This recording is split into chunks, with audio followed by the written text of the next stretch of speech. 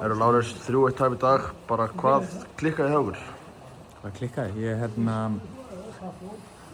Ég held að fyrri hálfleikurinn framan af var bara ágætur hjá okkur. Við vorum að reyna að spila boltann og reyna að skapa okkur tækifæri. Það kannski gekk ekki alveg eins vel og við ætluðum að ná að tengja í sóknarþriðjungum. En hefðum við þurft að ná að skapa okkur aðeins fleiri færi. En svo fáum við okkur markan úr fyrstu leikatri og þá breytist leikurinn svolítið, hann opnast aðeins og Keflvíkingar gengu lagið. Já, mér fannst að þið myndi byrja leikinn mun betur fyrstu 35 mínútur. En bara hvað gerðist svo hjá okkur? Hvað gerðist svo? Eins og ég segi, við fengum okkur mark eftir fast leikatri. Það svona breytti leiknum aðeins, við þurftum að fara að sækja hans fram að þá hendaði leikurinn betur Keflvíkingum.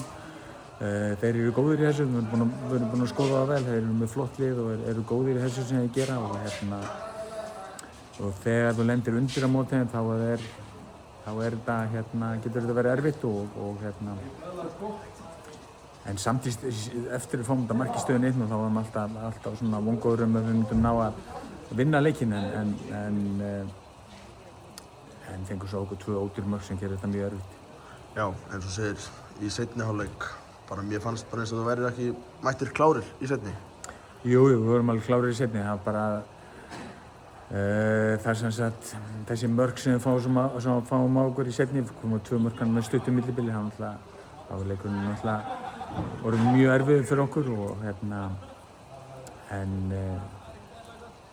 sérstaklega má vel að segja með fyrst leikatri þá vantaði aðeins grættun í okkur, þeir voru að ná fyrsta touchinu og það er bara mjög dýrt að fá þetta fyrsta mark á, það breytir leikinn.